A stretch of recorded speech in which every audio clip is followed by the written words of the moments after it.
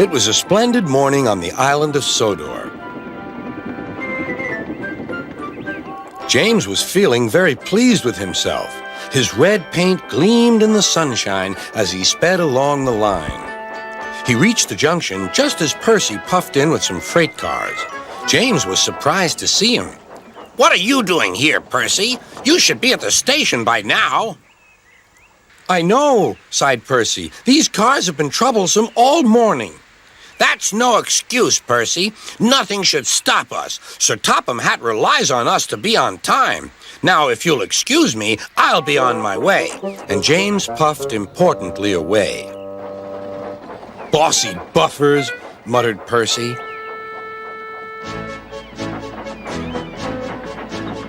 James arrived at the harbor. It was market day. The harbor yard was filled with the sweet smell of fruit from faraway lands. The fruit was delivered in big ships. James watched as strawberries, oranges, melons, and bananas were carefully loaded onto his cars. Then he set off for the station on the main line.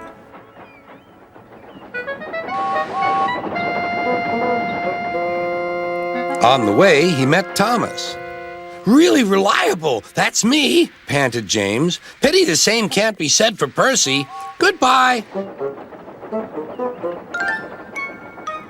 What was all that about? Gasped Annie and Clarabelle. That was trouble. Trouble for James. Just wait and see. Percy was back in the yard and busy shunting. He had the cars in good order and was making up for lost time. But the station master had bad news. What's happened? Asked Percy's driver. James's brakes have jammed. We need Percy's help right away. Percy quickly set off to the rescue.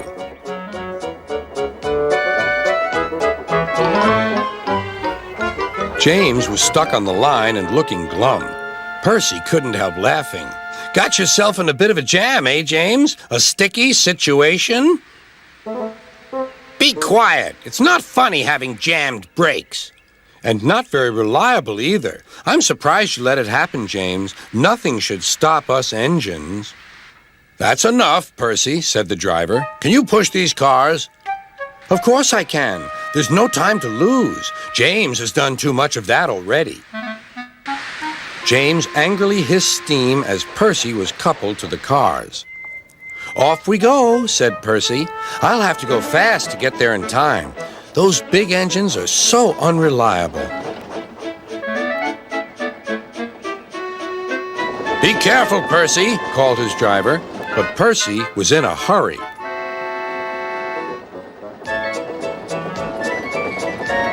He didn't see that the switch had failed and that he had been diverted into a siding. Look out, Percy, shouted his driver and applied the brakes, but it was too late.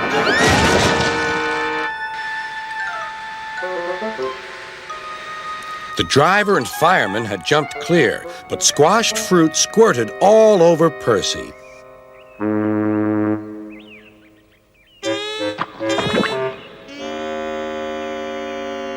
Sir Topham Hatt arrived. Percy, you are not to blame for the switch failure, but I do not run a jam factory. Yes, sir. No, sir. And Percy squelched sadly away. That night, the shed was silent.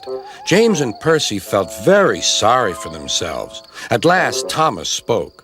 You know, he said to no engine in particular, there's more than one way to get jammed. We all learned that today. Still, there was silence. What's more, we also learned that sometimes when engines help each other out of a jam, things can still go wrong. So, said a voice, so that means we learned a lot today, and therefore... Then came a chorus. We're really useful engines after all.